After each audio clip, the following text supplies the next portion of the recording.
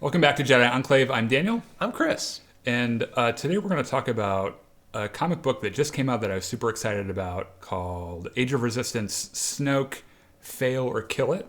It was drawn by Leonard Kirk. It was inked by Corey Hampshire, and Tom Taylor wrote it. He's writing all the Age of Resistance comics. Before we get into this, the images you'll see are from our buddy Star Wars Comic Story on YouTube. Go follow him. He's cool. He is really cool. He's awesome. Saves us a lot of work by not having to go find these images ourselves.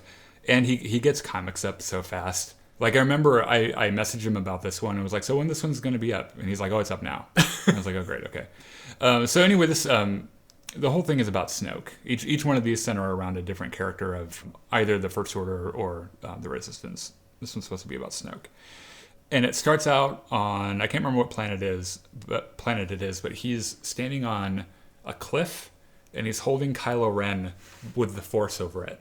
And I mean, if he were to let go, he's fucked. Right? Yeah. And Snoke's like, are you scared? And Kylo's like, no. And he's like sweating bullets.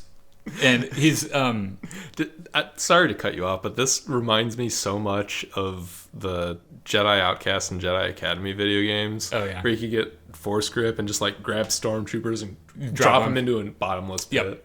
Yeah, so Snoke asks him, are you scared? He says, no, of course. And he says, yes, you are. And he should be. You feel powerless. That's good. Powerless men often turn to anger. They lash out blindly with rage. And you learn how to harness that rage. It'll make you stronger, pretty much. And he drops him. Something dark side. Right. Kylo is plummeting to his death. Right. And I guess somehow Snoke gets down to the bottom pretty quick. They don't exactly say how that works out. But right at the last second, Kylo's able to get his wits about him and use the Force and save himself. And float. Yeah. And Kylo's like, would you have caught me if I couldn't catch myself? Like, were you just actually trying to kill me? Yeah, and in like true dick fashion, Snoke's like, Skywalker would have caught you. Just in case you don't hate your uncle enough. Right. He says, Skywalker would have caught you and it would have held you back. I need you to be at your fullest potential, and you can't be scared of heights. Which seems like a petty thing to be worried about with your apprentice, but that's neither here nor there. This reminds me of another video game reference, Kreia from Knights of the Old Republic 2. Yeah, That's right out of her playbook. Yeah. No. I get that. Yep. So Snoke says, we're going to go on a road trip. Kylo asks, where are we going? And he says, somewhere to challenge you. And they get on their ship, and it turns out that they're going to Dagobah. And while they're on the ship, Snoke says, you're going to have to face what's holding you back.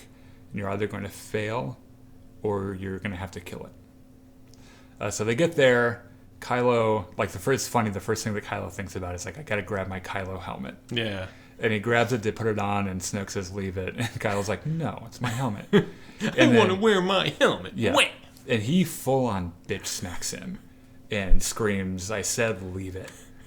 And like Kylo skulks in the corner. He's like, fine.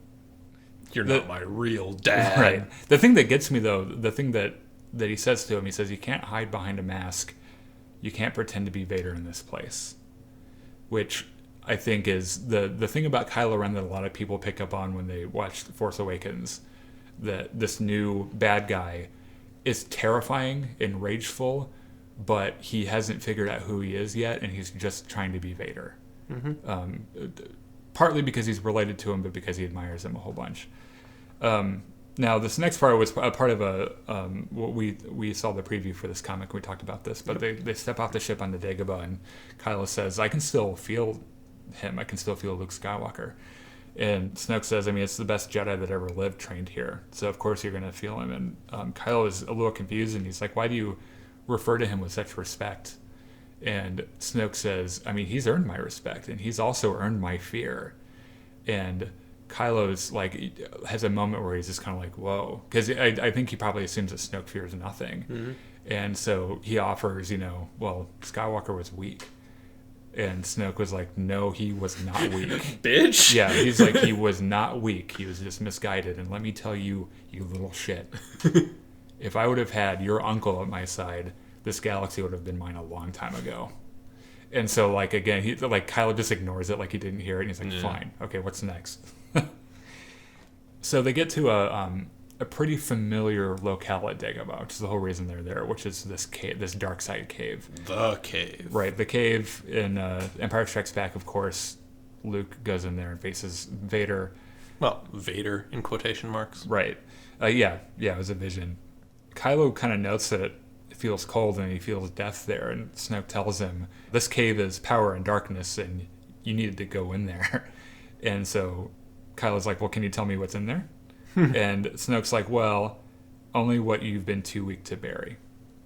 Which the last time we were talking about this, we talked a little bit about how that contrasts against Yoda's advice to Luke, saying that like you have all these weapons and you don't need them. It's this twisted reflection of Yoda.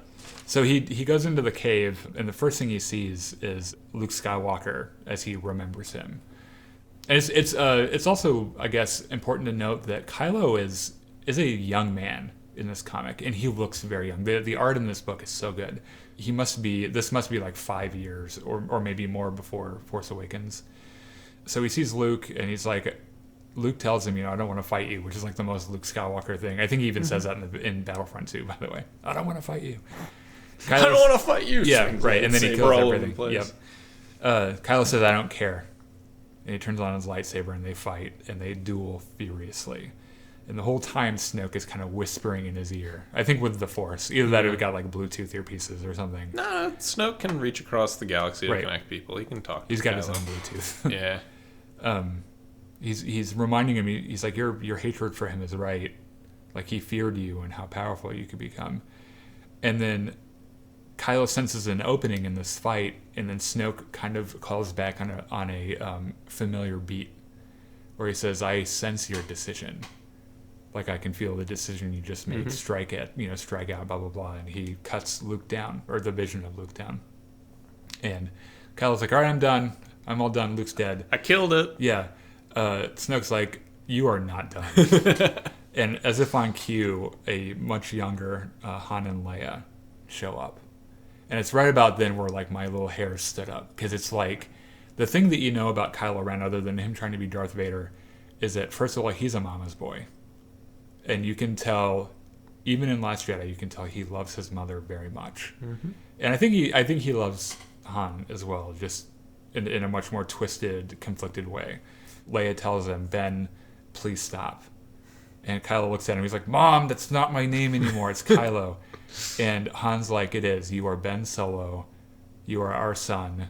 And you are loved. Which right about then, which I cry over Star Wars, by the way. Like, that shit like gets my heartstrings going. Yeah, sure. And I'm reading this and I'm like, oh no, they love him so much. Like, how can he be so fucked up? He's gonna kill them again. Yeah, and so Snoke pulls his Last Jedi beat again, because Kylo's holding his lightsaber, and he's like, I sense the decision you just made, and blah blah blah. You cannot turn him, or whatever he says in the Last Jedi, but he's so sure that Kylo's going to cut him down, and Kylo looks like he's about to, and he rears back and he swings, and he just chops like a part of the tree off, and like Snoke's like, good job, because I don't think he can see what's going on. I think he can just kind of sense it, and the next frame is kind of Han and Leia just kind of sitting there looking at him, like, see, you're not totally gone yet.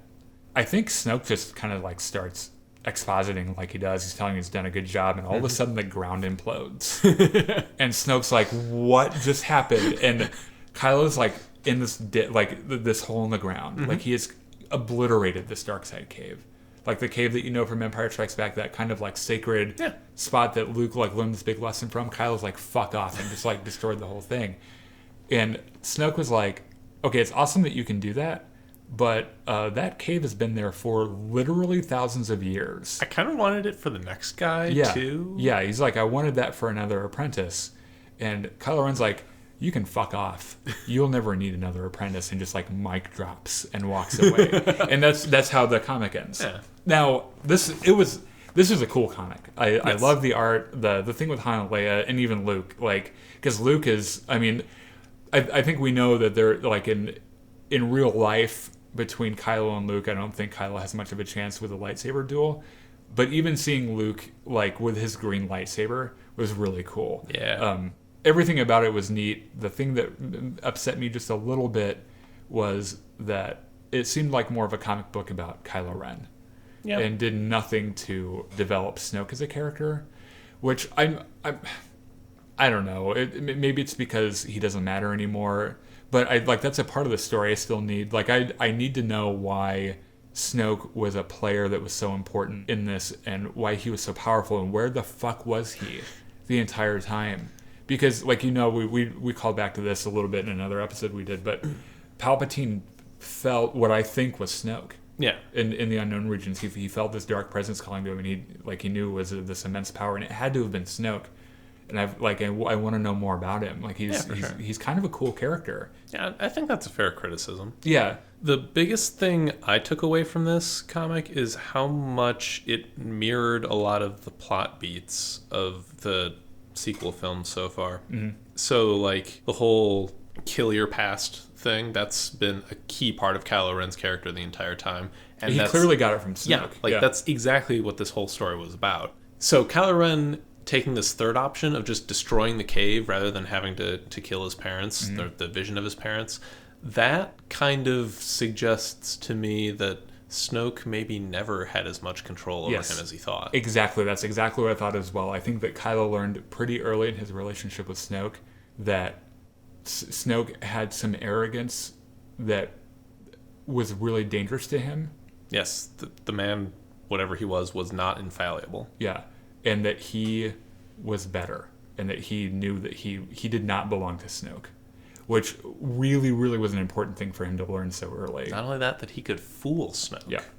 By using his emotions properly, he could make Snoke think one thing, like he's going to kill Rey, when he's actually just twisting the lightsaber and cutting Snoke in half. Yeah, he learned how to lie to someone who could literally put his hands into your brain and pull out whatever information he wanted. Mm-hmm. Which it was really neat. Anyway, let us know if you've read this particular comic. Like the video, subscribe, send us some fan mail. Subscribe to Star Wars Comic Stories. Star Wars Comic Stories, really cool guy. And remember, the ability to speak does not make you intelligent. Now get out of here.